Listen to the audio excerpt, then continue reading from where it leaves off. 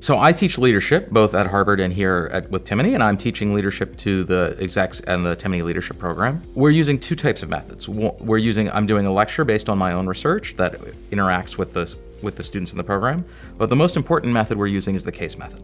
We're doing two cases with the executives here, and in both cases we're taking a real leader who faced a key moment in their career, a key decision that was important for themselves or for their company, and having the executives work their way through the problem and understand it and try and come to their own solution, which might or might not be the same as the one that the person that they're studying did.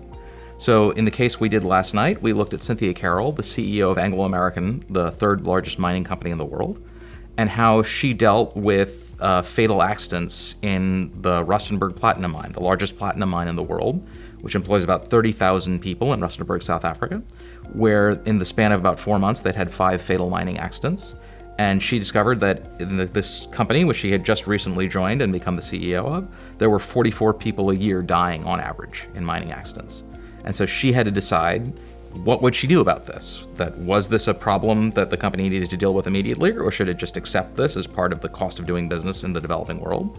And if she did decide that this was their priority, how should she go about fixing the problem? What really was the cause of these accidents, and how should she change it? And so in using the case method, what we were able to do is to get all the students in the program not to study this as some sort of an academic problem or some sort of a textbook exercise. It would say, you are Cynthia Carroll. You are sitting in the helicopter on the landing pad when your head of platinum mining pulls open the door and tells you, Cynthia, I've got really bad news. We've had a 5th fatality.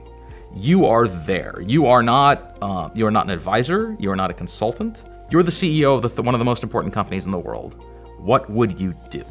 And actually get them to sit in that situation and think through the problem from that perspective and understand all of the different issues and using the same information that she had available, sort of work your way back through what do we think is the cause? What's the tactics we could use to address the immediate issue? What are the deeper strategic problems that are really revealed by all of this? And how could we work our way through those?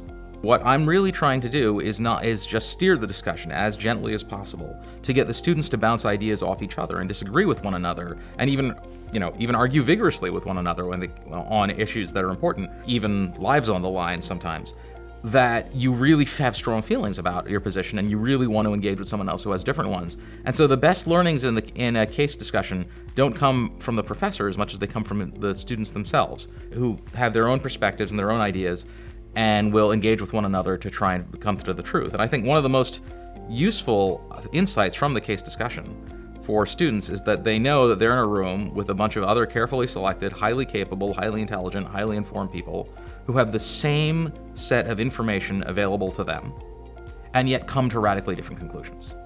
And that in and of itself is a powerful learning that you can see that other people who are just as smart as I am and know just as much as I do and who are just as well-intentioned, yet nonetheless can have very different opinions.